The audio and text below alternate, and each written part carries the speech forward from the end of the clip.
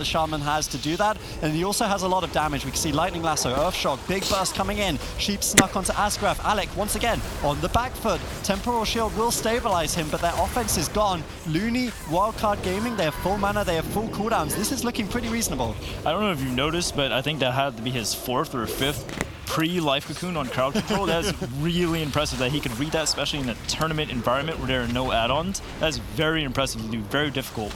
Maro actually locked out currently. Alec playing a little back. He's a little afraid now seeing that Maro sold his first ice block out of him. Asgraf's Iron Bark coming up in about 10 seconds. Maro stuck in a polymorph. Good job by Alec.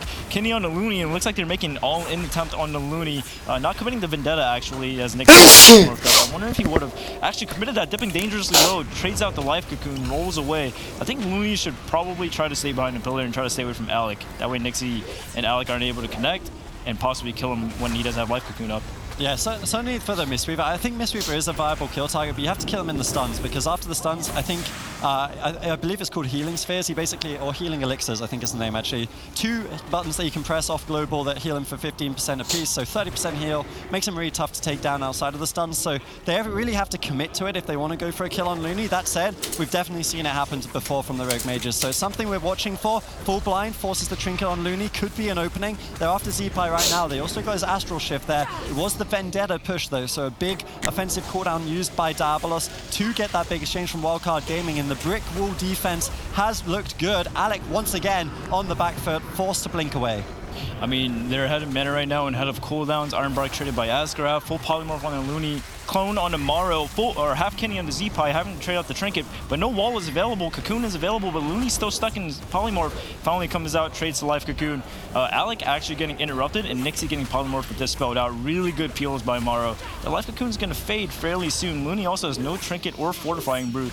They need to be ready to peel from Looney at some point. Yeah, they definitely do. Lightning Lasso comes out onto Alec, though. They're looking to get that second ice block. Will they be able to do it? We're approaching dampening, 4.5 minutes into this one. We've got the Dragon's Breath over on Asgraf. They look for it, they find it, and that was an Earth Shock that went into that ice block, so that could have been a dead mage. Nice play by Alec, recognizing, probably looking at the stacks for Zeepai once he's at 100. It is a scary Elemental Shaman you're against. See another polymorph. This actually could be an opening to swap to Looney. They might look for it here. Full polymorph, stun DR's off. Watch Nixie. He's got the Kidney. Do they have the DR stun? Maldix connect. This could be the kill. Grounding Totem, Lightning Lasso. Zeepai is all over it, and he saves Looney. I mean, you could tell he was prepared to play as Elemental Shaman, but even before this game started, he knew he was going to have to play at some point, and that was a really good Lightning Lasso by Nixie, avoiding the kill on the Looney. Looney's still almost double Asgraf's mana, actually. Asgraf does have both his cooldowns available, Bark Skin and Iron Bark.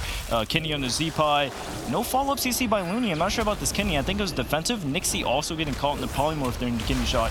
Looney has trinket in about 5 seconds. He should be okay and not be a target for Diabolos. Dragon's Breath onto Asgraf.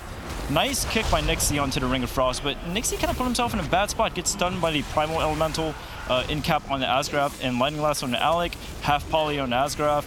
They're doing a really good job stopping this go. I mean, they're not going to get anything with this kidney shot. I've got to say, if Wildcard Gaming wins this series, I'm going to have no shame in retracting my statement and saying that Looney is the best healer in Europe, because he has had an outstanding tournament. And I mean, he's been playing every single healer throughout the year to such a outstanding performance. It's crazy how good this guy is on everything. Zeepai once again target of choice. Trades out the Astral Shift here, though honestly it wasn't really the Vendetta or the Icy Veins, so maybe a little bit preemptive from Zeepai. Could potentially be an opening for Diabolos here if they can find something. Full polymorph on Looney. I'd love to see them commit to this one. Vendetta is available. There's a lot of crowd control. Zeepai behind the pillar and Ghostwolf, but he's low on health. Looks like there's a lot of crowd control to follow. Can they get the Cyclones off that?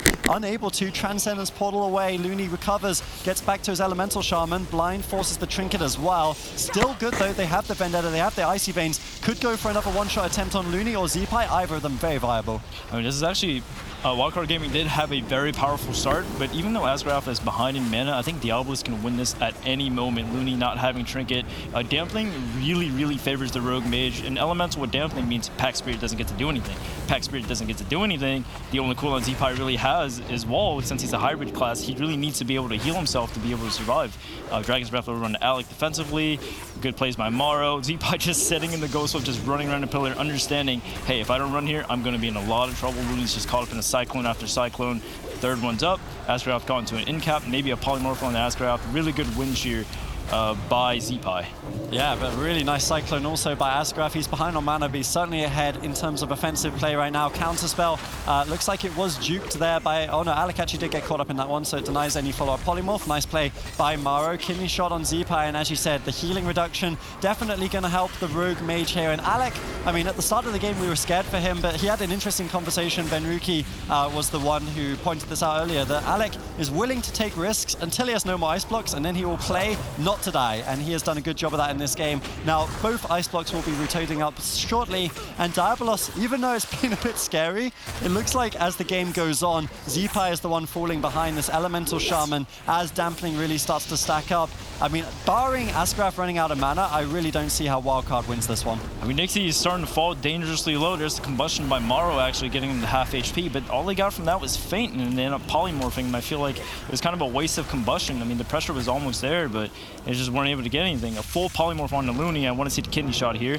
Nixie not being able to get the Zeepai, just running around the pillar and Ghost Wolf. He's actually babysitting Looney and sitting there and spamming sap, possibly into a cheap shot or a Garrote here. Garrote on the Looney. I think they want to swap over to Looney, actually. Full Cyclone on Zeepai, full Sheep on the Maro. Looney stuck in a kidney, but he pre-fortifying Bruise again. Over and over, just Looney's just using a cooldown right before they get some kind of crowd control off. Looney, Looney, Looney. If I played like you, I would have 2 BlizzCon titles. What an absolutely insane player. Constantly pre-Life Cocoon, pre-Fortifying Brew. Absolutely incredible. Smoke Bomb, question mark. Not entirely sure what the goal of that one was. Maybe trying to catch Zeepai, but he just walked out of it. Nice plays from him, I suppose. Nixie with a rare mistake there in terms of offense. 24% dampening. Diabolos still pushing to tie up the series here. Zeepai very low. Astral Shift up in about 7 seconds. That big defensive cooldown for the Shaman, but they're in pursuit. Looney still caught up in crowd control, and that Pack Spirit just isn't enough. 26% dampening. Looney once again. Cyclone. There'll be 3 of those. It's a lot of trouble here for Wildcard Gaming. This could easily be a tied-up series. There's a full kidney shot. Life Cocoon actually coming out right before the polymorph yet again. Zeepai actually traded the wall there too at the same time, so they kind of had overlap cooldowns in that situation, but I don't think they're out of the woods yet. Zeepai, 20% HP. Gets a pretty big heal. I believe that was Battle Masters. Gets Garroted. Looney second a cheap shot. Maybe some follow-up CC. There's a half polymorph. Nixie dipping sort of low, but he has Cloak of Shadows in about 8 seconds. They should be okay unless Maro gets something with his combustion. Full kidney on Zeepai, forcing the trinket, and I don't think they have any more CC for Looney momentarily. Yeah, it certainly looks like he's going to recover here, and actually the mana, of course, is heavily in his advantage. He's basically spent none because he's been crowd controlled the whole game. Meanwhile, Asgraf has had to play so aggressively to keep this momentum for his team. If they don't land the kill in the next 10 seconds, or like 10-ish% dampening, I would say probably Diabolos will end up falling. Zeepai, though, 10% health, full polymorph over onto Looney. He's not using his trinket. He does have the Life Cocoon soon, but it won't come up in time, and Diabolos tied up. Yeah, I think that, you know, you actually watch how that Shaman plays. You watch how Zeepai plays the Shaman, and he does what we think it's going to do, but I think maybe the pressure is just lacking a little bit too much there. Looney plays out of his mind.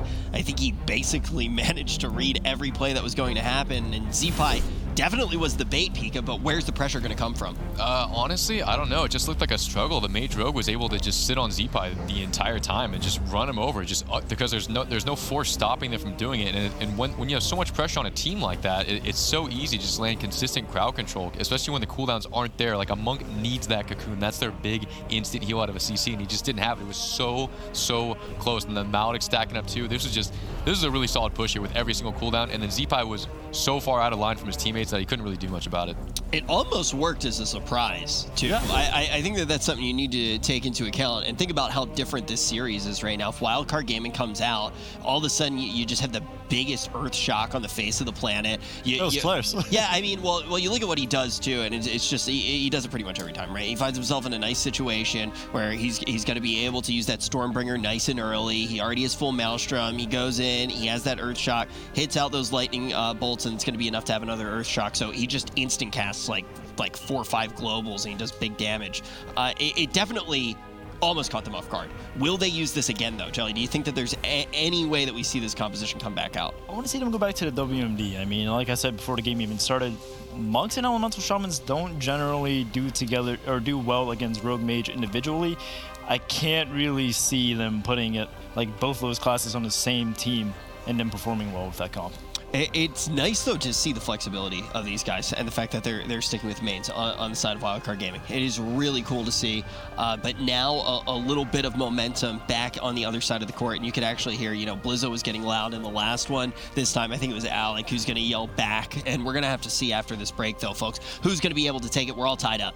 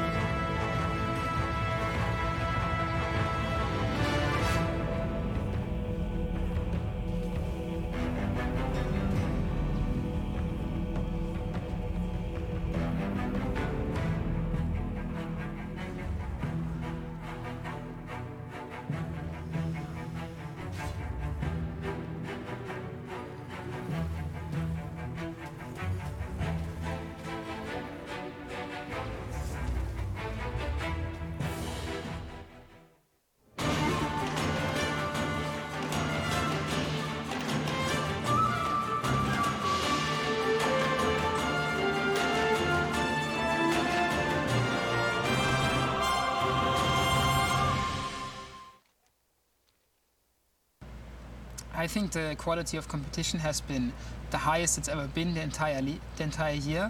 I think people are really tryhard and people are putting in a lot of time. And I think this tournament is probably one of the hardest tournaments to win that has ever been played in WoW. I think that we're definitely seeing exactly what Mara was saying, and Wildcard Gaming definitely living up to their name, being a little bit of a wild card, playing compositions that you wouldn't expect to see. The task that they have, if they're going to move away from the meta and they're going to play their mains, is every single game, every single play, they have to be playing out of their minds. I can't even imagine how stressful that would be. Yep. But luckily we have two people on the desk that really do, because you guys are kind of in that situation quite a bit. Our absolute best possible, because that's all you can hope for at that point. And any sort of other thinking like, oh man, I wish we had this, or I wish we could play this, is completely wasted thinking. So all the focus is like, okay, what do we need to do right now to figure out how to beat these people? In matchups like that too, it's like you make a mistake, or like the other team makes a mistake, the team that's playing the meta comp, and it's like, that will be fine. You make the mistake and it's game over. You lose instantaneously. yeah, you don't really have many mistakes to make, and you could see that in that last game. But one of the other things that Healingset and I were really talking about over the break off camera, we were kind of talking about the idea that last game was definitely the right game to bring out Elemental Shaman. Like, if you're going to experiment with it, you do it on the biggest map, not only because the Elemental Shaman's going to somewhat thrive on that bigger map, but because Blizzo is going to have the worst day in his entire life on that map. Now, this time around, you have a much smaller map in Hook Point. This should be pretty good for Blizzo. Do you think that this is a situation where we see Blizzo just really put it to the metal right now and try to stick to a target like Glue? I certainly think now, you know, they've thrown that experiment out there. As you said, I didn't mind it. I think the composition didn't quite work out for them, but certainly, you know, one Earth shot goes a little bit differently. Suddenly that's a 2-0 series, and it was the most genius pick ever. So don't mind it at all. Here, this is Blizzo's playground. You know, they've taken us to one of the smaller maps in the pool. He's going to have a lot of pillars where he can line of sight a little bit. More importantly, everything is going to be within charge and heroic leap range. So that's what he's really playing for. And I mean, if they won on the Grand Arena, it wasn't easy, but they can definitely win on this map as well. This series is never going to be easy, but it's going to come down to Blizzo having his playground. Yeah, and, you know, if Swifty was going to go on vacation, he would go to Hook Point. Yeah. And that's something that you do want to have. Like a true cool Tyrann. Yeah, very, very true. Yeah, he's just one-shotting people all over Hook Point all day long. And when we do get to this map, we expect to see Blizzo to be able to take advantage of those close quarters. But what can the Rogue Mage actually do here on Hook Point, Pika? Mage Rogue is good on every single map. It might be like, okay, yeah, it's kind of a setback here, but in reality, it's like, we're on Rogue Mage, and we're feeling good, we're feeling confident. Like, I mean, they might have lost the first game, but it was like, okay, that was like really, really close. That's as close as it gets. So I think they're feeling good going into this. All right, let's see who is going to be able to take Hook Point. We're all tied up 1-1. All right, it looks like the gates are about to open. Like I said, Nixie, I don't think he should get the initial sap on Amaro. I think Amaro should actually press it. Oh, Amaro actually blinks in and throws out his Crucible, gets into combat instantly so he doesn't get sapped right there. And I think Nixie's just waiting for his team to follow up. There's a cheap shot over to Looney, Gorilla over on Amaro, Kidney, full sheep over on Looney actually. War Banner already down, killed by Alec. Really good job by Alec. CS on his sheep, falls over the Ring of Frost, gets kicked. Really good disruption so far by Diablos, and countering the CC go by Wildcard Gaming. It's little things like that are a bit sloppy from Diablos, if I'm completely honest. Like, Maro blinks in, gets the combat. I mean, sure, you can say in the grand scheme of things, maybe it doesn't make the biggest difference, but here, you know, that denied the sap, then the opener wasn't that good, and suddenly all of that leads to Alec in an ice block. So little things like that from Maro, it's just, you know, he's really alert. He really wants this. He knows 2 more wins, his team's going to BlizzCon in his own hands. So very nice stuff coming in from Wildcard Gaming at the very early stage of this one. Forcing an ice block out this early on is honestly fantastic. On the small map, we expect a fast-paced gameplay, and Blizzo's looking for more. It looks like Asgraf doesn't have Ironbark ready for 5 seconds. I believe Alec is still on hypo. Also, how is Blizzo having this much uptime against a Frost Mage Wrestler? This is very impressive. He's spacing his gap closures like Stormbolt and Charge and Heroic Leap to the point where Alec, he doesn't charge until Alec is max range. Or if he knows that Alec is going to cast a Polymorph, he pre-charges to kick it. He's doing a really good job sticking on Alec like white on rice. And honestly, I've never seen a Warrior play like this before. Yeah, I actually got shouted out by production that Nixie had forgotten poisons at the start of this game. He was just casting them. That's why Alec was forced into that first ice block. So that is a pretty big mistake. And I mean, it goes back to me saying that Wildcard are very alert here, min-maxing. Meanwhile, Diabolus, they need to get their head in the game here. I mean, BlizzCon for them is also very much in their hands. They're only 4th in their terms of overall standing, so for them, they have to get top 2. They need top 2 at this event to qualify to BlizzCon. Yeah. Very much they can do it. You know, here, winning this puts them in top 3 already. That would be fantastic, but at the same time, you've got to have your poisons on. You've got to make sure you're min-maxing, because Wildcard Gaming have already upset one Rogue Mage. They'd love to make it too. And this is definitely not a team you want to give momentum to by letting them win another game, especially with how energetic and how the adrenaline just runs through this team. They always perform better and better every single game. There's Combustion popped by Maro, stuck in a kidney shot, Blizzo popping Avatar, so they're popping into offensive cooldowns currently. Sharpen coming up in 18 seconds. Asgraf call up into the poly, trades to Ironbark, bash over on the Looney, maybe a Cyclone by Asgraf. I want to see him get that. Really good War Banner by Blizzo, well played.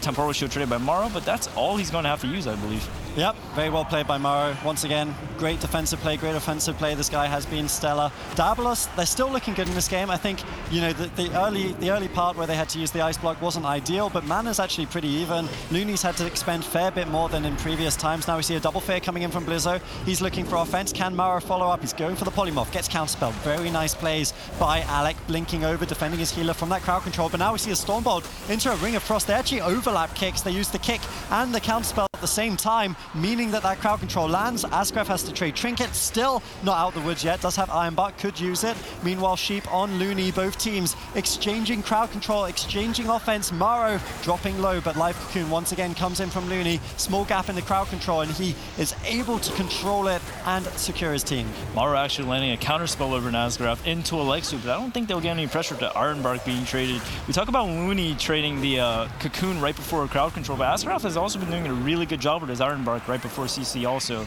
Dragon's Breath on Asgraf, no follow-up crowd control because of Nixie's kidney shot. Really good by Nixie. Possibly still getting Alex Ice Block out of the way with how Blizzo's just sticking on him. Nice kick by Blizzo. Half polymorph on the Blizzo, not able to play the game. Sharpen is now committed. I don't think they're going to have trouble healing through it this early without dampening being in the game. I could hear a little bit of your inner survival hunter saying that. It's like, Blizzo, he's sheeped again. Not really getting much uptime here.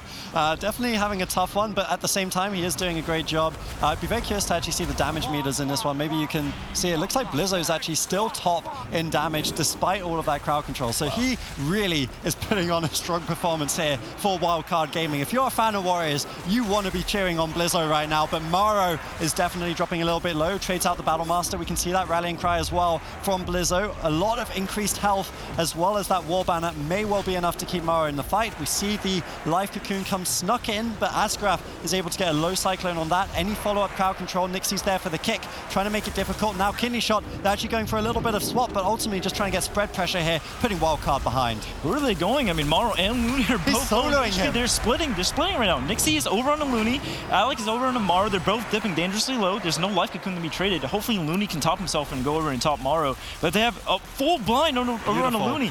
Temporal Shield traded, maybe have the Ice Block for the Cauterize. Hopefully he can hold it. Oh, but he has to trade the Ice Block.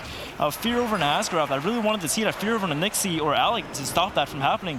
Half Sap over on the Looney, full Sheep over on the Blizzo. Dragon's Breath. This is insane. There's so much CC going out and it hasn't stopped yet. Yeah, Nixie and Asgraf just completely outplayed there. First, Nixie solo forces the Dwarf Racial, then he goes for the blind, then he forces the Ice Block, and they may well win the game. Cauterize comes in. Life Cocoon, but it's getting shredded by that Cauterize. So much damage for Looney to heal up. He gets full counterspell. This could still be game over. Vendetta is rolling. Looney, does he have any more crowd control? It doesn't look like it. No blind available, of course. Was used after that Dwarf Racial earlier to force the Ice Block, but still a monumentous play, and based off of outplays from Dabalos, the Vortex on the Blink, the solo force on Looney's Racial, really nice stuff, and that nets them the Ice Block. I mean, they haven't made it out of the woods just yet, and to make things even worse, Alec has both Ice Blocks left. I mean, Asgraf's Ironbark is coming up in 15 seconds. Nixie still has every cooldown but Cloak of Shadows defensively. I mean, they should be perfectly fine. And this time around, Looney and Asgraf actually even mana, full counterspell over an Alec, triple dare Sheep on the Nixie. It looks like Wildcard is trying to slow the game down, but what they need to do is just find a way to reverse pressure and just keep the game rolling. Yeah, they certainly just need to calm down a little bit here. You can see Looney doing that. He recognized the game was going a little bit too fast for his liking, so he goes as far away as you can on this small little map, but Asgraf is not having any of that. He trinkets offensively. They get the Sheep. Pre-War Banner once again from Blizzo. Does deny a lot of that. Can they kill it off? Doesn't look like it. Asgraf doesn't get the Cyclone. That Cyclone could have been a game changer, but now Alec is the one on the back foot. Ice Block forced. Asgraf made to punish for that offensive trinket. Now, once again, it's tied up. One Ice Block for Alec, no Ice Block for Morrow, but Looney still has his trinket, so one defensive cooldown on either side, and suddenly it's anyone's game once again. Yeah, I mean, Asgraf currently on DR for everything, so Diablos shouldn't be scared right now. If anything, this should be Diablos' go. Full kidney over on Morrow, also a kick right after. Smoke Bomb committed. I'm not really sure what that Smoke Bomb was. I mean, Morrow just instantly just walks out of that, not really in that much trouble. Actually, he's dipping to 40%. This is really scary. Alec very low. I think he's locked in frost. He couldn't Ice Block.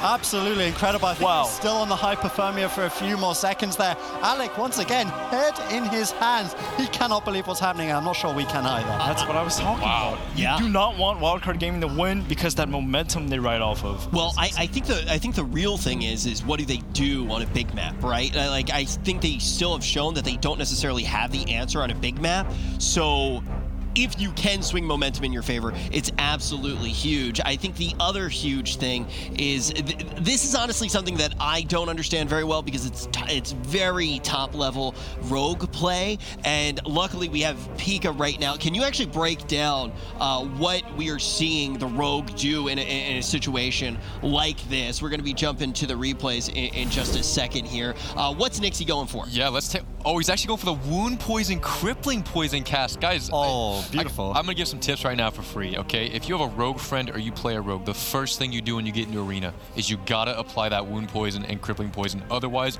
your mage ends up in ice block for no reason at all. I guarantee that must have been an argument in their Discord call there. That did not look good there. Wow. Yeah, you know, I'm actually gonna link my Amazon Prime account to my Twitch account right now and give you a Twitch Prime sub for that one. Thank you very much. Yeah, thank you. I think my rogue just went up at least 100 rating. No, it's a free rating gain, MMR gain, and all your friends are gonna know.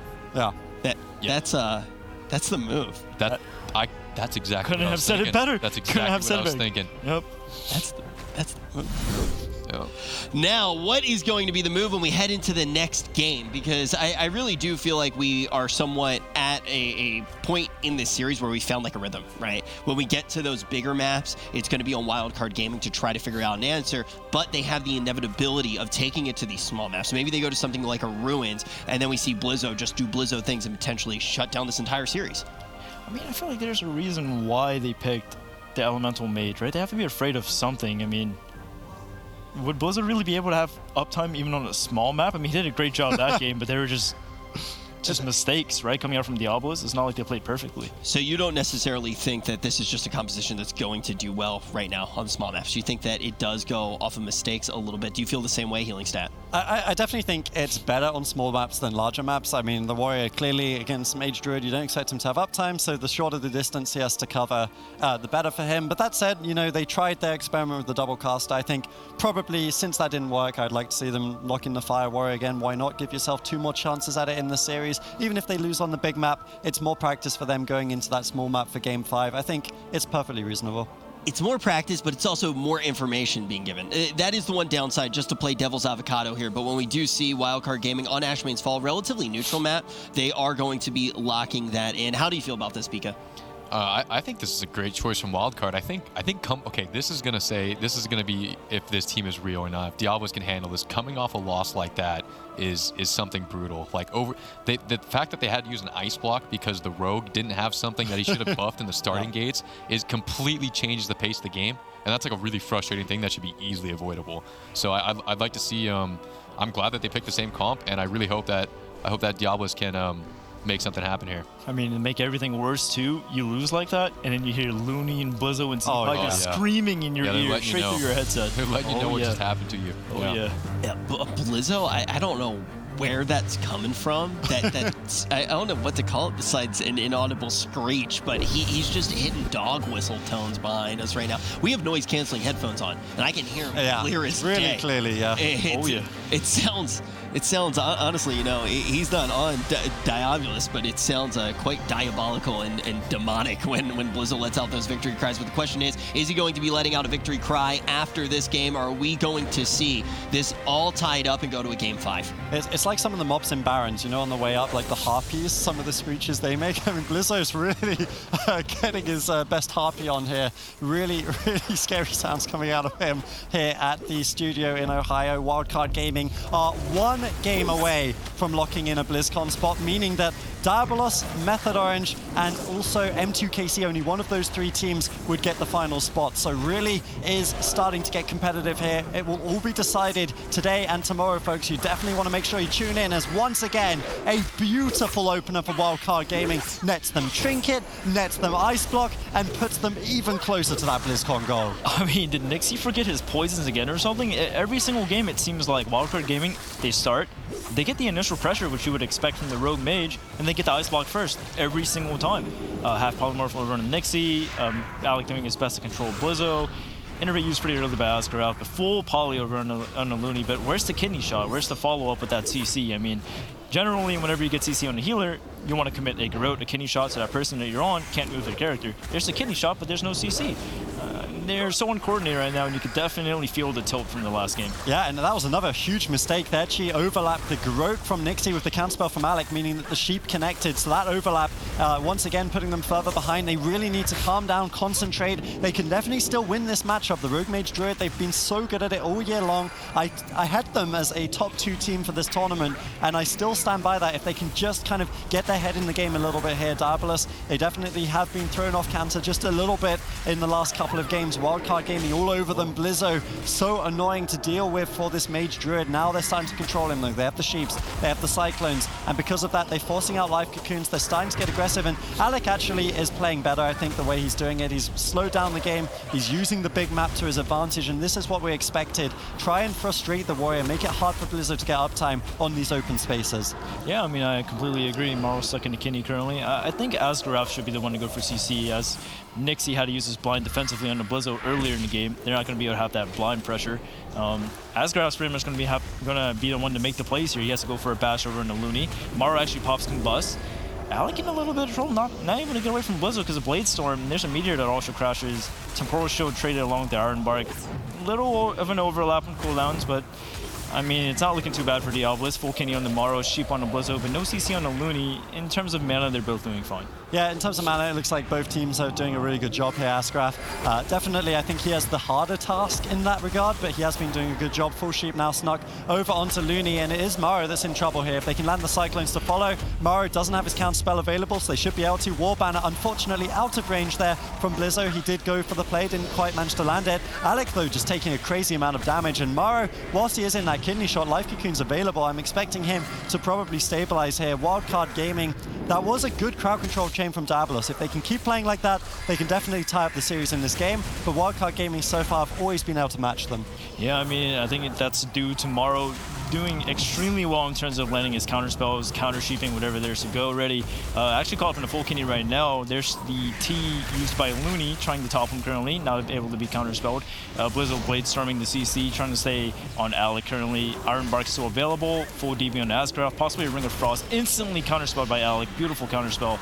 And Maro not able to follow up with CC. I think Diabolus is about to go as soon as the Stormbolt ends on Alec. Yeah, they're looking for it. Looney, though, of course, he also has the advantage on the big map of space, so you can see him far away from Alec. That means Asgraf is going to be the one pushing in, gets the Mighty Bash, gets it into a full Cyclone. Maro doesn't have the counter spell available, but does have the Dragon's Breath. I think Alec maybe had an opportunity there to push in, get the Polymorph. He might still look for it. Actually opts to blink away instead. Low Cyclones from Asgraf, but with Alec so far out of the game, there's no way they get follow-up over onto Looney here. He's slowly pushing in for it again, and I mean, I understand from Alec's point, maybe I would have liked to have seen him blink forward there. It looked like his team had momentum, but at the same time, they're playing to their win condition of just, you know, making sure that Blizzo's far away from his healer, so it's hard to get dispels on him, on the Novas, the Sheeps, and they can just kind of set up two separate 3v1s where the Mage and Druid, who are so mobile, can cross between the Mistweaver and the Warrior, set up crowd control. This is a good smoke bomb push. They're looking for the Ice Block from Maro. They get the Life Cocoon. Beautiful Polymorph snagged once again by Alec, though Blizzo denies with an intimidating stun. Is it going to be enough? Asgraf trinkets out. DR Sap. Are they going to be able to force the Ice Block? Yes, they are. Good trinket from Asgraf, and they finally net that important defensive cooldown. I mean, that's what I want to see more consistently. I mean, they're doing it about every 50 seconds. Full bash over to Looney, Garrote over to Maro. Maro needs to be really careful playing Relentless. He's not able to get out of the Garrote. If he gets Kinneyed again, Looney might not even be able to save him because he doesn't have Cocoon. Beautiful Cyclone by Asgraf. He needs to be really careful. As soon as he gets his cauterized, he has nothing left. Full Sheep over to Looney. Nixie still has his blind. If they can just follow up with more Sheeps, full Kenny on Maro. Maro not able to stop the re-Sheeps, clone on the Blizzard. This is what I was talking about. More CC, cross CC across everyone. Yes, Maro possibly going down, cauterized proc, and down he goes. Absolutely incredible stuff. Great crowd control from Diabolus. They had a rough start to the game, but they did grow into it. Looney did have his trinket up at the end of that one. You've got to be a little bit critical for him not using it, but ultimately, great crowd control from Diabolus, and we're going to another Game 5, Rich. Yeah, you know, we started off the day with nothing but the hard body 3-0s, but now we are actually seeing these Game 5s, and, you know, we're really seeing the caliber of the team that's in this upper portion of the bracket. Wildcard Gaming managing to get all the way to the Game 5 with this crazy sticking to their guns, playing their mains. And then on the other hand, we're going to have one of the best rogue mage teams in the entire world showing what they're able to do as well. I think Asgrath really won the game for his team here. That Cyclone off of that Ice Block completely denied Looney's Ore Master, and Looney has no buttons to save him. I think even if he trinkets here, Maro's already done. And Maro had to block earlier because there's a full Maledict that sat on him, and if he actually let the Cauterize shot at proc, he would have just died instantly to the Maledict, so he had to block there. But yeah, the follow-up clone just secured the win. You know, right now, there's one thing on my mind when I'm looking at how this matchup's going, and I think about the map that is potentially going to be picked, and I really wish that Supatiz was here right now, even more than I did at the beginning of the day, which is a whole lot. I think that right now he would need to use his line, because I think there's a very real chance that we're going to Ruins of Lordaeron here. I think they just want the smaller map, and I think they want to stick to their guns on Blizzo. Jelly, do you think that we're going to see Blizzo on the Warrior in the final game? I think we'll see Blizzo on the Warrior, but I would not be surprised if they actually pick Blade's Edge, due to the Monk being able to port up and down, up and down. It's a huge advantage for Monk players. Okay, so they might use that verticality to their advantage, but it seems like either way, they're going to want to try to keep it as close as possible. Will Blizzo be able to do it in a Game 5? We'll find out after this.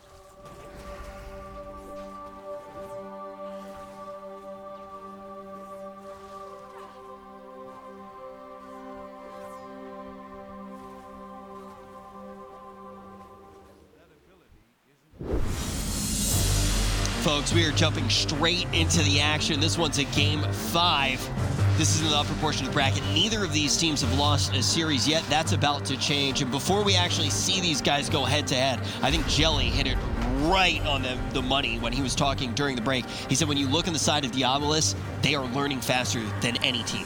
Yeah, they certainly are, and we've seen this series go time and time again. There was one point where Wildcard Gaming during the Cups were 2-0 up against Diabolos, but Diabolos just gets better and better. They are so close here. Wildcard Gaming, if they win this game, they go to BlizzCon. If Diabolos wins this game, they are one step away from going to BlizzCon. It's such a high-stakes game. Alec on the Mage will also have a playground on this map. It is a risky pick for Wildcard Gaming. I like it, but we'll have to see if Blizzo can really get work done on Alec, because he will have no problem running circles around him on this map. I mean, I may not be the best mage, but in my experience of fighting Mistweaver monks, extremely easy for the most part. Obviously, Looney's probably not so easy, but once you fight them on the Blade's Edge, it's extremely hard to get the CC over on the Looney. Extremely hard. Maro actually getting dangerously low. Full Cyclone over on the Blizzo. Full Poly on the Nixie to try to stop that pressure from happening. Combustion pop by Maro. And no CC going out currently.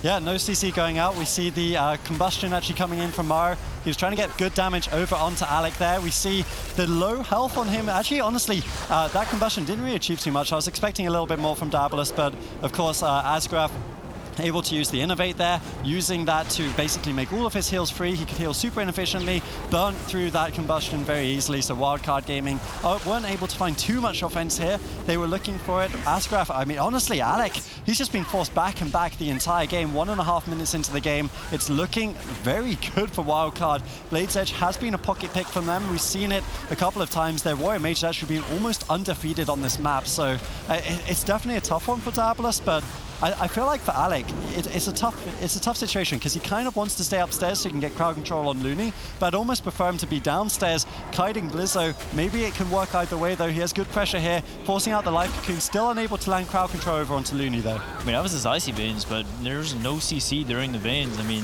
that's a big mistake I feel like a lot of players make, is popping cooldowns, no crowd control over on the healer, and basically you don't really achieve anything with it. Full kidney over on the Maro, actually, as I'm saying that. Cyclone over on the Blizzo, Temporal Shield used by Maro. Hopefully Looney can top him. I mean, he has no Cocoon, gets caught up in a full polymorph, actually. Could they get pressure going there? I know they have no kidney shot, but I mean, maybe with a Resheep or possibly even a Cyclone, half Sap actually, really good pressure, possibly forcing the Ice Block, rode over on the Maro, and hopefully there's more CC follow-up. Yeah, I mean, if they can land it, they'll definitely get the Ice Block. Full kidney shot, they might get it anyways. Transcendence, Looney's trying to cut away. Full bash, though. This is such a close call. The Ice Block at negligible health, rather.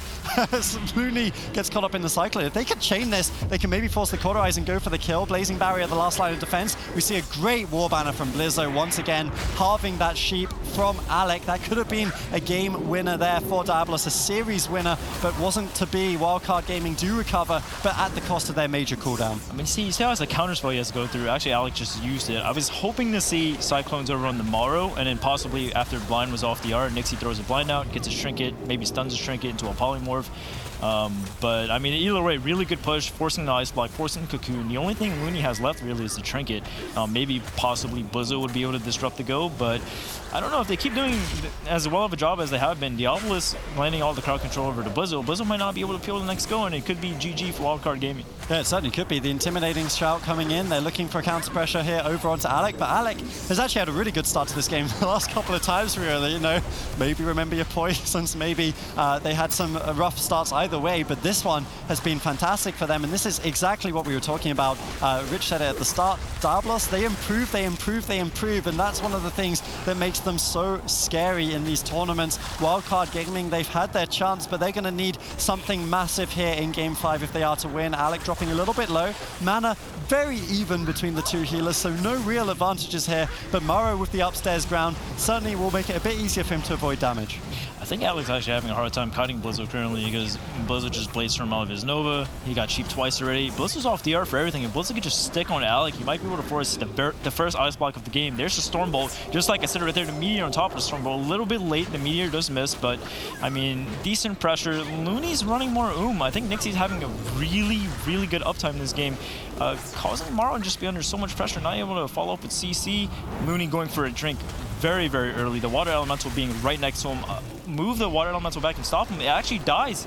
right there. He's not able to stop the drink. Looney gets a couple ticks off and evens out in mana. Yep, so very nicely played there by both. The distract coming in from Nixie, making sure that wasn't too damaging there for Diabolus. So all these players, honestly, have just been playing at the very top of their game. Asgraf sitting in the back line, making sure Alec's stable. I do agree with you, though. I think Alec has had a rough time on this map kiting Blizzard. That's why he's kind of forced into this unideal downstairs position. And, I mean, the reason this is unideal is because Maro, one blink, takes him to the other side of the bridge where Alec will never be able to get damage on him. So it's definitely not perfect. It's a really smart map pick from Wildcard Gaming. And then, obviously, they also have the Monk here with the Ring of Peace, the Transcendence. They're able to use this two-tier map to the very best. It's going to come down to Asgraf. Can he push in for the Mighty Bash Cyclones? That could be a fantastic way for them to kickstart these crowd control chains. Instead, it's Nixie going for the Vanish, potentially going for a play.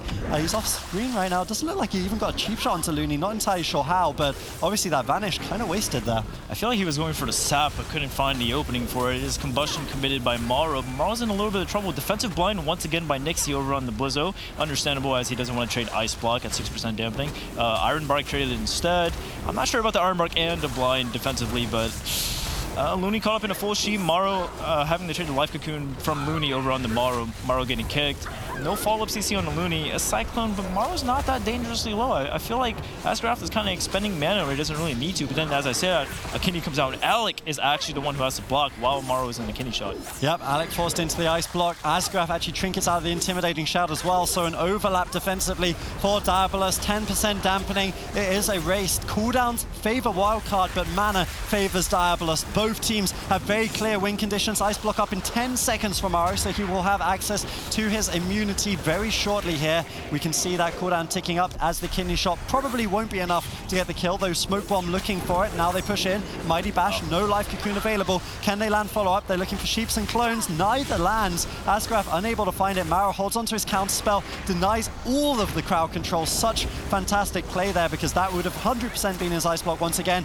Now he turns it around with a double Ring of Frost. Alec could be forced into his second ice block. I don't know if you saw that, but he actually held his ice block by using his Battle Master trick. Alec dipping dangerously low. Beautiful double ring by Maro, but Maro stuck in the kidney, not able to follow up with the CC or pressure. Blizzo using Avatar there. Asgraf getting storm bolted. Asgraf stuck in a DB. Hopefully some follow-up CC, even if it's DR to force the first or the second ice block of the game. Iron Bark traded out instead. Not too bad. Asgraf still having Trinket. And possibly intimidating shout coming up soon.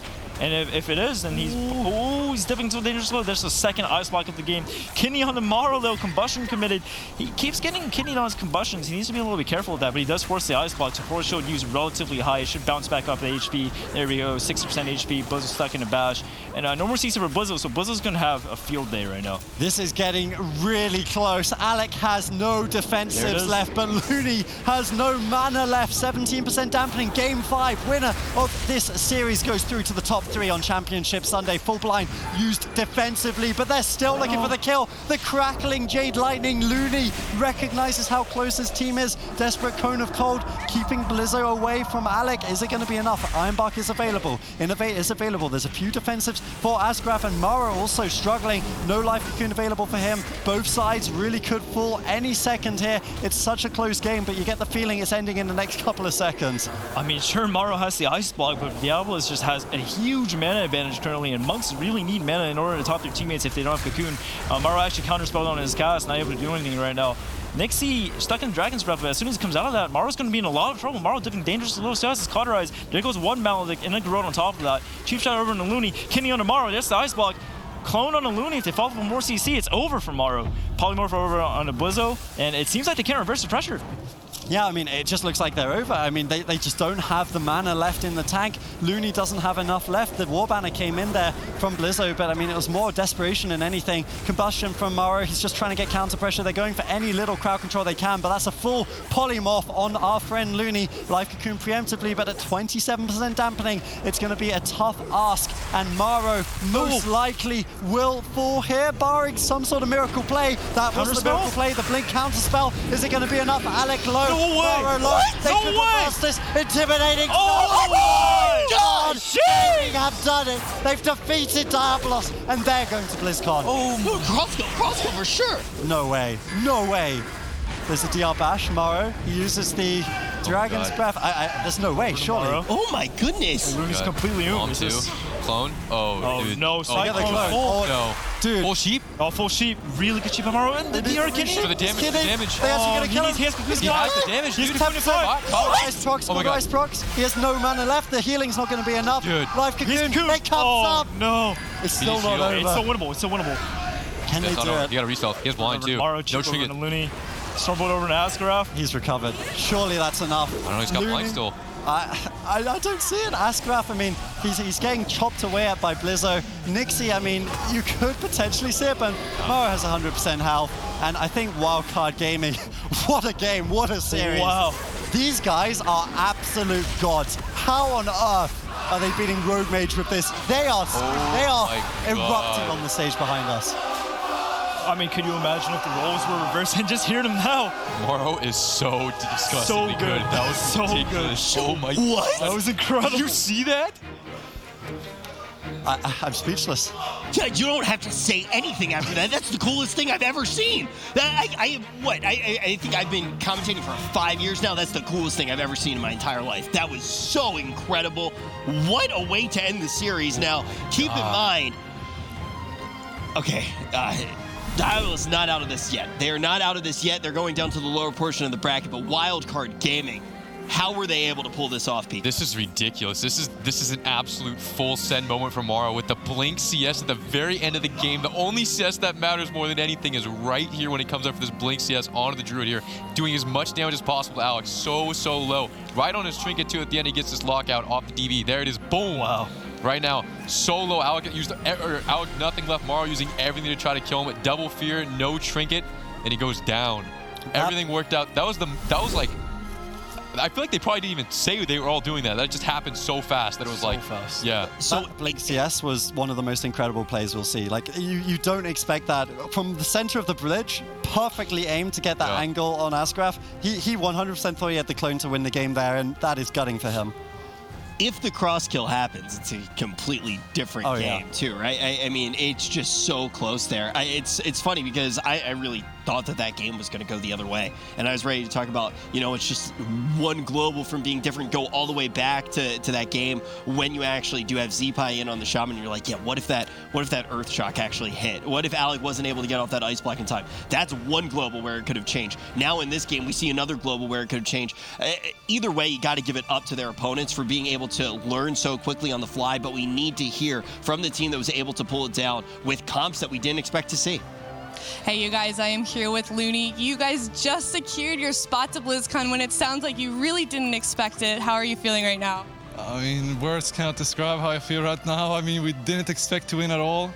I mean, we just said, like, I mean, just try our best, and like, let's try our chances in the loser bracket. But I don't know, like, I mean, I guess RMD has choked too hard. I don't know what to say. I mean, I'm speechless. I mean, I know it's amazing. I mean, I think we played really well. I mean, Warrior Mage Monk, it worked out fine. I mean, I think we didn't play perfect, I would say, we played good, but we were lucky that they played much worse. So, yeah, I don't know, I'm like shaking. I don't know, my arm is like, oh.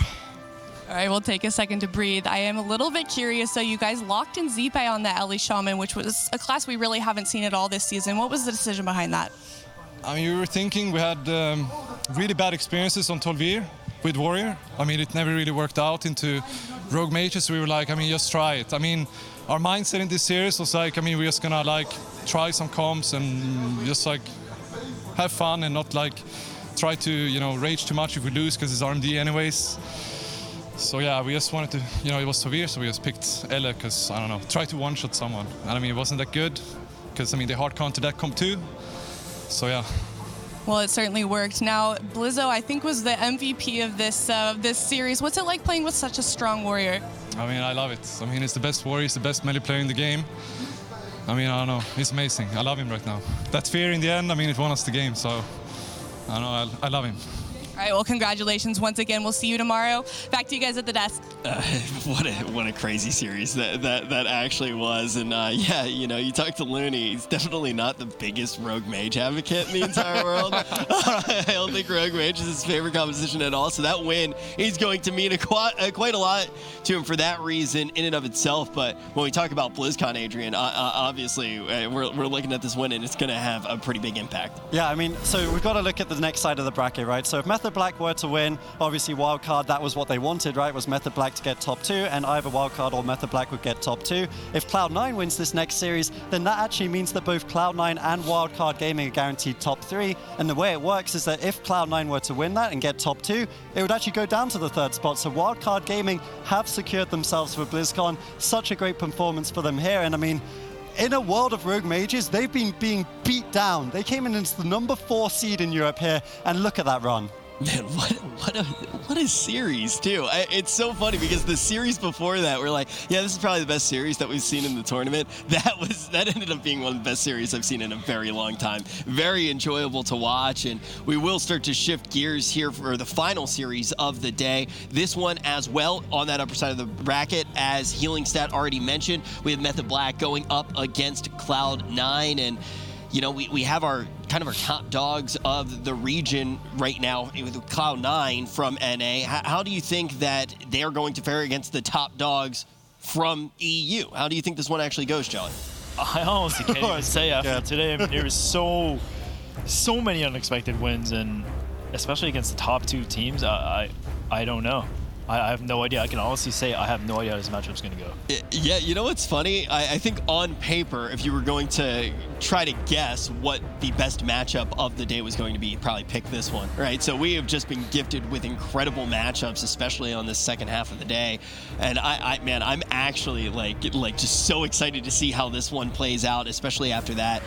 What do you think you know what? We're going to jump to the break. We're going to give the players a few seconds to get ready here. We just saw an absolutely incredible series. And guys, it just goes to show a meta can exist in the game, but if you are the best at a class, you can find ways to win. It's not going to be easy, but we just saw it happen. How far will it be able to get Wildcard Gaming? We will find out, but when we return, it's the 2 top dogs from the region going head to head.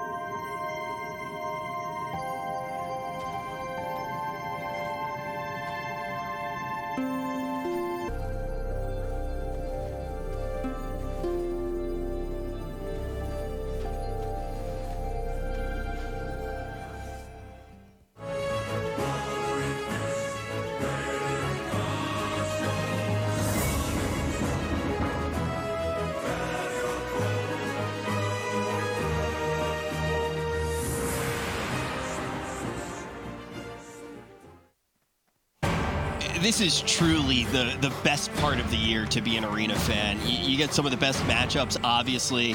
Then also when you get to see that great gameplay, the stakes are right in front of your face. Who's going to BlizzCon and who gets sent home? And then you have a matchup like this. We're not even through the first day. We have a whole another day of play tomorrow, but we get to see the best versus the best. We get to see the best in NA versus the best in EU. The question is, who's going to be able to take it and jump forward in that upper side of the bracket? Method Black has looked pretty much like the best team ever to have existed in World of Warcraft throughout this year, just grabbing more points than we even thought would be mathematically possible. And then on the side of Cloud9, they really turned up in that first land, and obviously they've looked strong in their region. My name's Rich. I'm going to be your host. I'm joined by Venruki, Healing Stat, and we got Jelly for all the analysis.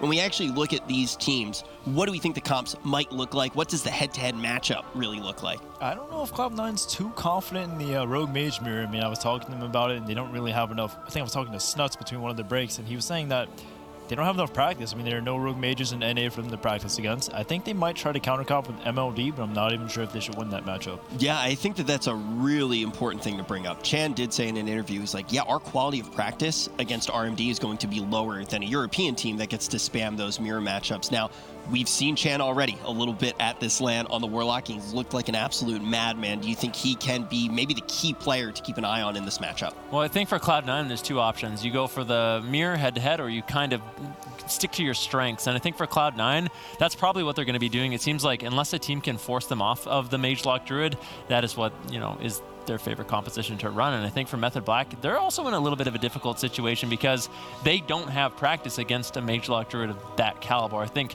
both teams, or most teams at this point, feel like the Rogue Mage Druid into the Mage Lock Druid is a really good matchup, but it is hard to prepare for a team like Cloud9. That really is the cool thing about seeing the two top teams from different regions going head-to-head, because the practice is going to be a little bit weird. You obviously can't get practice as good if you don't have the best at that in your region. So we're going to jump down to the floor and hear if Aya has figured anything out as to what they might play.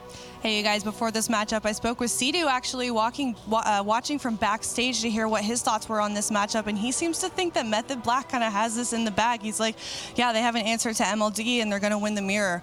Also on the side of Cloud9, I spoke with Cubsy, and he really didn't seem too confident in this. Like you guys said already, they haven't really had that much practice against the mirror, so we'll see how this goes out. It looks like it's going to be Method Black, but it'll be interesting. See you guys. Last time that we heard somebody wasn't confident was Morrow. I'm just saying right now, coming in with the right amount of hesitation is going to be something that's good, right? I think when you know that anything can happen and you're just enough aware, you have that adrenaline pumping, it does really put you in the right state of mind to be able to get those big plays, to be able to take those risks, but also respect what your opponent can do. And I do want to bring up the Chan effect just one more time, because he just tends to make stuff look good on LAN. He's going to be playing the class that he's known for, and we just saw how powerful mains can be, even if it does defy the meta. Yeah, I think that's correct. So I think for Cloud9, I actually watched them yesterday. They only played 3 Rogue Mage mirrors because neither team really wanted to go into it. And when they did eventually end up playing it, Method Black got the better of the exchange. So I think for Cloud9, play what you're best at, the Mage Lock Druid. Yes, it's not a favored matchup, but these guys are just so damn good at it. As you said, the Chanimals effect, this guy on Warlock, he defeated a Rogue Mage Druid from Europe already. I think they can at least lead with that, and then even if they lose that, they could just revert back to the mirror and then play that out. You're one map down, but you got to try it on your best comp. I think the other thing to note with Method Black is at the Spring Finals, they did drop the ball a little bit, right? And a big part of that was a lack of preparation against the North American teams. And I remember who we saw in an interview earlier, but basically one of the big things that the European squads have taken away from Spring, I think, is, hey, we need to really respect the guys from North America, and Method Black have been the squad to do that. They made characters in North America, they chain wargamed against the boys, against M2KC,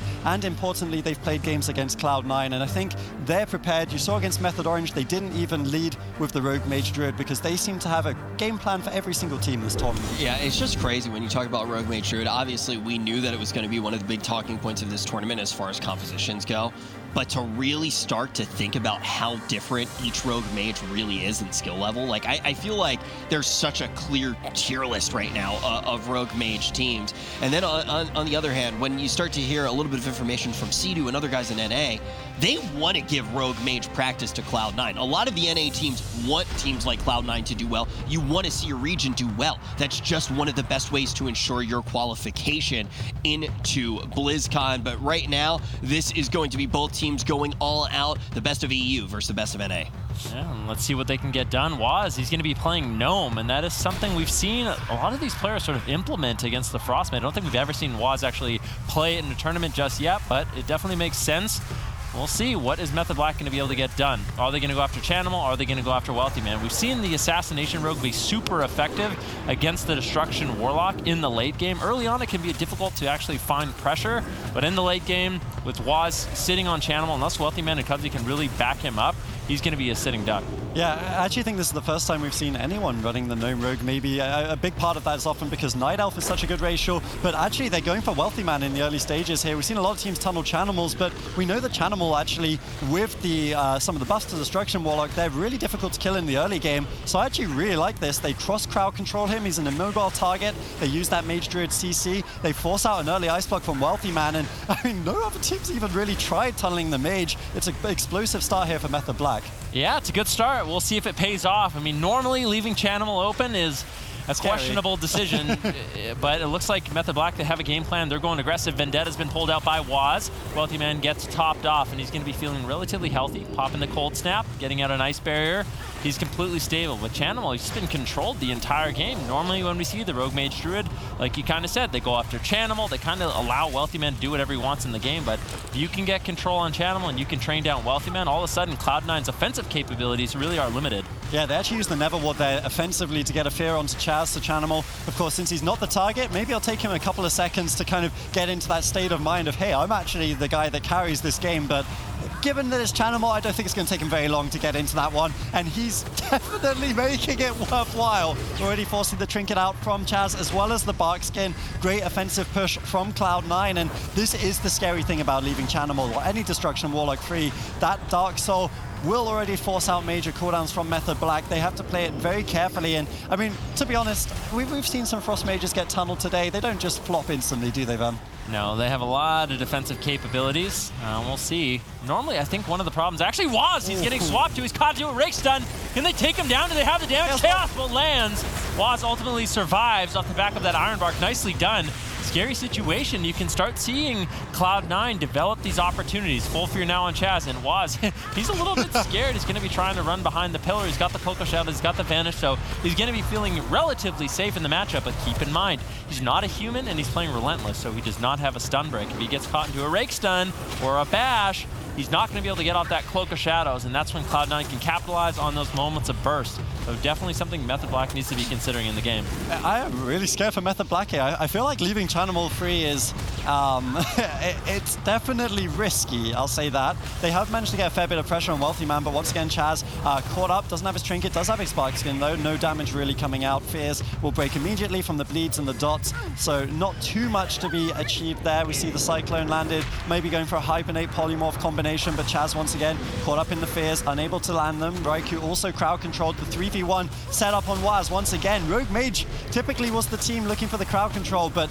against Cloud9, there's no out-controlling these guys. We've got the Chaos Bolts coming in, we've got the damage, and Chanimal, look at his positioning. Start of the game, he was out of position. He was caught in the middle, getting crowd controlled the entire time. Now he's basically playing it like a healer. He's behind the pillar, avoiding polymorphs, getting out Fears and Chaos Bolts, and he is just playing this excellently, showing his adaptation so quickly into the match. Yeah, Cloud9, they have adapted to the strategy, but there's still a good pressure here from Method Black. Kidney shot on Wealthy Man, full blind onto Cubsy. He doesn't have a Trinket, immediately trinketing out as soon as it gets off cooldown. Does not want to be caught in a situation where he doesn't have that available. Bash now onto Waz, one Chaos Bolt lands. Wealthy Man getting big damage out right now, gets interrupted on the Polymorph. Nice interrupt there by Waz. He's got the Vendetta, he's got the Smoke Bomb. There's big offensive capabilities here from Method Black, as well as the Icy Veins from Raikou.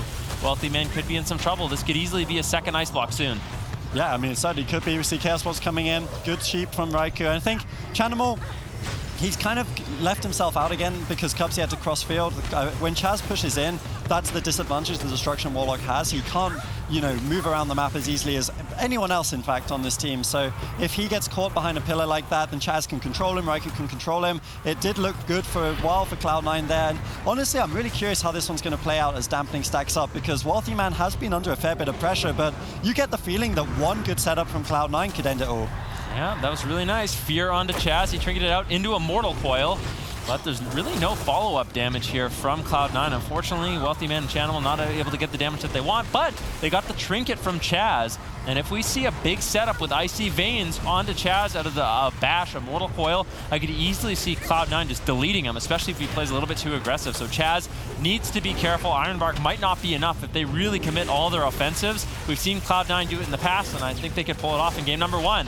Yeah, I mean, they're very, very close. Cloak of Shadows is available for Waz, but he needs to be careful that he uses it. Now we see the counter space looking for a Bash. Very scary. Fortunately for him, he is on the diminishing return, meaning that that Bash was half, and he's going to be able to break out of that one once again, holding onto the Cloak of Shadows. But I'm really scared for Waz. I get the feeling that one of these days, he might get caught in a stun and regret not using that cooldown a little bit earlier. Cloud9, dampening starting to stack up, 10%.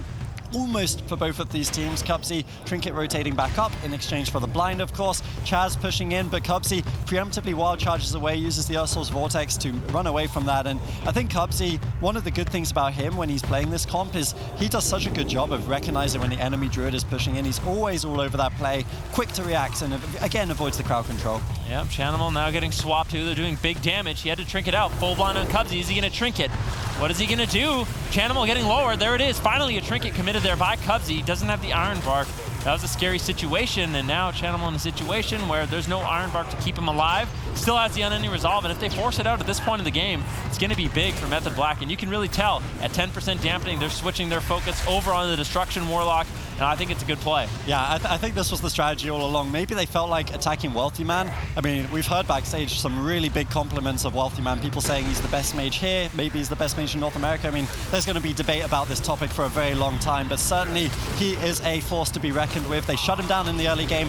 Now that we're seeing dampening stack up, Chanimal is the target of choice, and they do have the pressure. Cubsy's behind on mana. He hasn't been able to drink in this one. Chanimal is constantly finding himself, you know, he's not top. He's always around 80, 70%, which means one crowd control on Cubsy could well be the game ender here for Method Black. They have had a good game. It's certainly been an entertaining one. Still get the feeling that Waz could be in trouble. He isn't at 100% health either, but they do have the advantage going into dampening. Yeah, but Waz is getting low, and there's the Cloak of Shadows. Without the Cloak of Shadows, he's just so vulnerable.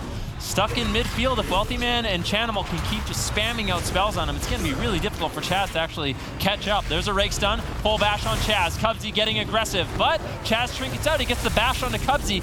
Now Chanimal could be in a little bit of trouble. Full polymorph lands onto Chaz. Beautifully done by Wealthy Man. Waz, he's running, he's hiding, he's behind the pillar. Vendetta, his Vanish is rotating up, and that's going to be the defensive cooldown he needs in order to survive. As long as he has a Vanish or a Cloak of Shadows, he can keep himself alive, but Chaz now getting swapped to. Cloud9's all over the place. Yeah, and this is a big moment in the game. Cubsy's actually been sitting down for a drink for a while. He was under so much mana pressure, and yes, he's able to get up to about 40%. That is a big swing in momentum here for Cloud9. All off the back of that beautiful crowd control on Chaz. Wealthy Man was the one able to land that full polymorph. Now a counterspell. Now the Infernals. Huge damage potential from Chanimal. They shut him down immediately. There's the sheep. Kidney shot to combine it. Cloud9 on the defense once again. Unending resolve could have been traded out there, but there was no Vendetta. Chanimal recognizes that and decides not to do it. The Ursul's Vortex actually also knocking him away from the orb a little bit there. Maybe not min-maxing on the side of Method Black, but they do recover mostly from that Infernal. Reflected sheep, meaning that Roku is also going to be able to get away here. Maldek's coming in on Waz. He needs to be careful. We do see the Iron Bark, but after that, there's really nothing left for this rogue. Yeah, and Waz is going to be in a lot of trouble after that, but he's got the Vendetta, and this is Iron Bark. If he waits for the Iron Bark, pops the Vendetta, that's when they can get some damage rolling. However, Chanimal, he has the Unending Resolve. Waz caught in midfield, big damage incoming. Nice feint on that Comet Storm. Really nicely done. Cubsy now sitting down, potentially for a drink. If he can recover all his mana, this is going to be a great situation for Cloud9 to really be in. I don't think Chaz is going to really have a moment to breathe in this game, sit down, get out of combat. Waz just under so much pressure. He needs to hold on a little bit longer for the Cloak of Shadows. He pulls the trigger on Vendetta. Chanimal not using the Unending Resolve. I don't know about this trade, but he's staying relatively healthy. Kleptomania Spellsteal incoming from Wealthy Man. Both Waz and Chanimal in a lot of trouble. This is 6 of the best World of Warcraft players in the world. Absolutely incredible stuff. Chanimal, I think a lot of Warlocks would have traded the unending resolve there, but not him. He recognized that he could survive that vendetta without it, and I mean, I guess a good read because he did do a great job. Cubsy, though, he's so far behind on mana despite that drink. He wasn't able to drink to 100%.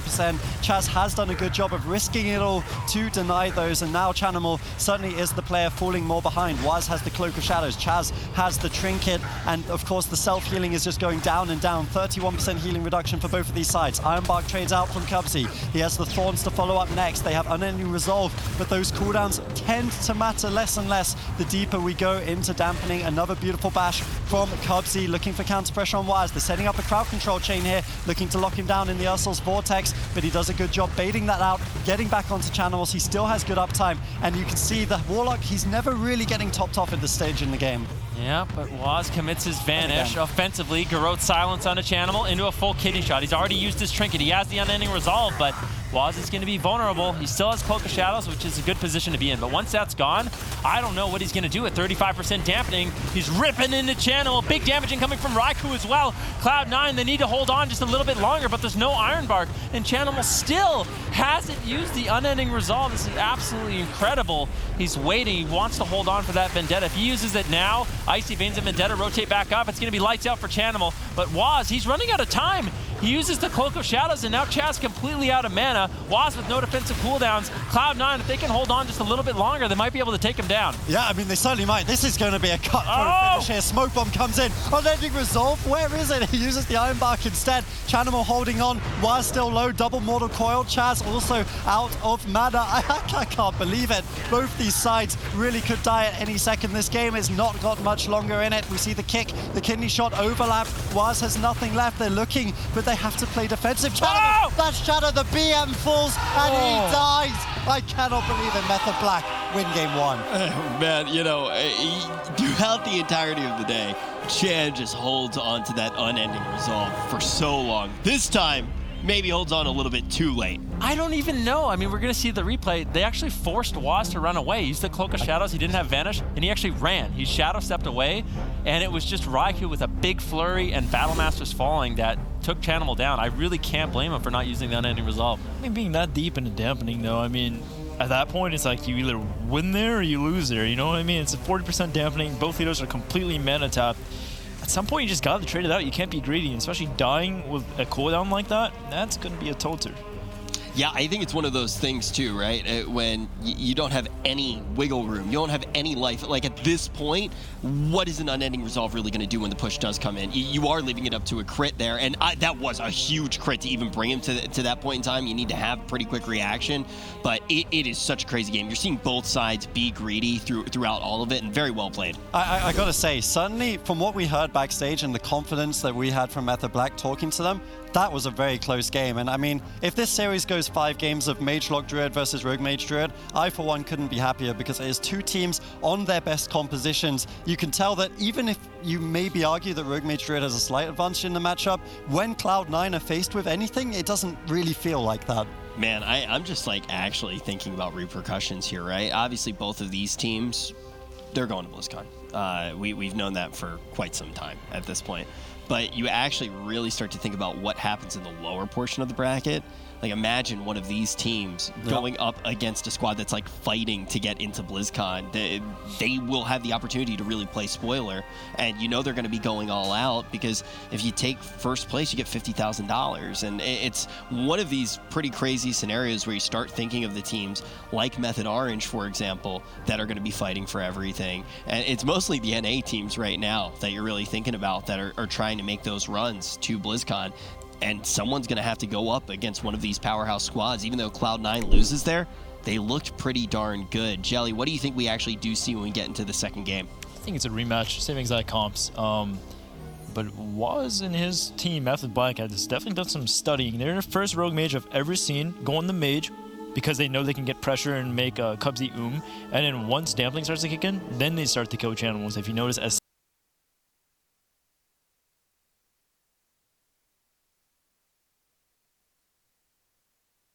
soon as Dampening kicked in, actually they swapped to him and committed every single kidney shot onto him until he died. It was really good studying by Waz and his team. Yeah, I think that that they're like on Open Table taking reservations for war games. Yeah, they're all over the place. Yeah, I mean, they wake up at like 6 in the morning, start wargaming, and then they wargame till 4 a.m. like every single day. They don't even sleep. They just wargame everybody all day long, and it's actually insane how much practice they've actually put in. Yeah, I mean, some of these European squads really have done the global tour. I think we even were joking we saw Looney in China at some point as well. But I mean, these guys, Method Black especially, they have just been wargaming. That's an inside joke from the Chinese broadcast. But the Method Black in particular, they wake up at about 9 p.m. European time, which is already a fantastic sleeping schedule. I must say I approve. 9 p.m. And then they would play war games from 9 p.m. until about 1, 2 a.m. in Europe. And then they would head over to North America, which is of course behind in the time zones, and then play against the North American team. So that really was their life for the last few weeks. They've put everything into this. And I mean, a lot of the teams were saying backstage that if they don't win this, it's kind of shocking because of how much effort they've put in. But on the flip side,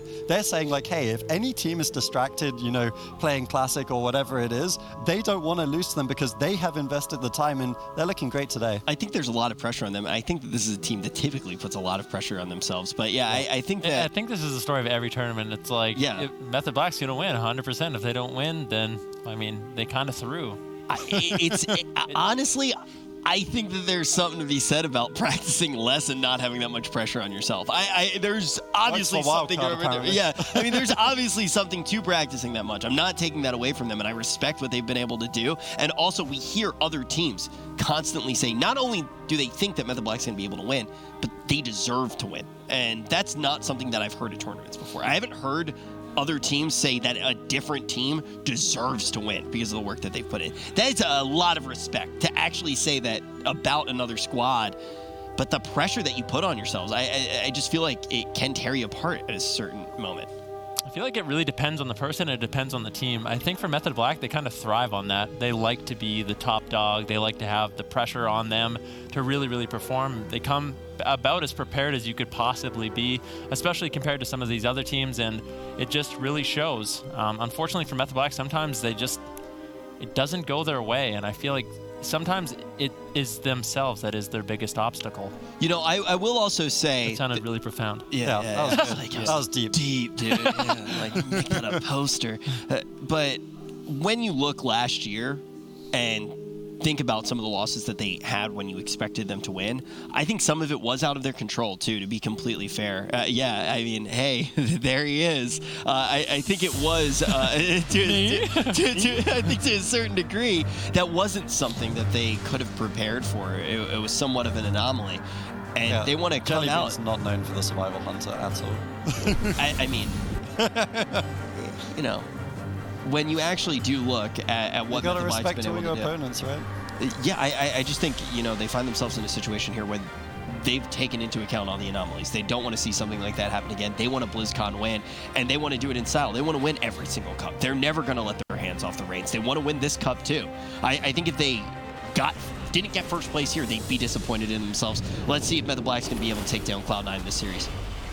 Yeah, I mean, I'm very interested to see how this next one's going to go. I think for Cloud9, maybe if they lose this, they do opt to try the mirror, see how it goes. But as I said, yesterday, the teams did play 3 war games, and it did look like Method Black had the edge in that one, which I don't think that's even necessarily the skill of the players. It's just the fact that in Europe, there's a lot of Rogue Mage Druids right now. There's a lot of perfect practice partners for Method Black, whereas Cloud9, of course, don't have that on their side. So they are going to lock in the Mage Warlock once again. And I think it's smart. They were so good in the last game, so close to winning. I'm looking to see what race Waz is playing. Maybe he swapped off the Gnome. I don't think either of us particularly liked it. Maybe the Night Elf or the Human, either of them might be a bit better. It looks like he's a little bit taller in this one. I'm trying to make out which one he's playing. How dare you say I don't like the Gnome? Are you kidding me? That's my favorite. Waz getting caught into a rake stun. Sorry. Chaz drinking out the Fury. It's okay. I understand, but I don't think he is playing Gnome anymore. I'm a little disappointed, to be honest, but I can understand. Here's the thing, okay? For Waz, it's really important he can break out of those stuns. There was a few close calls,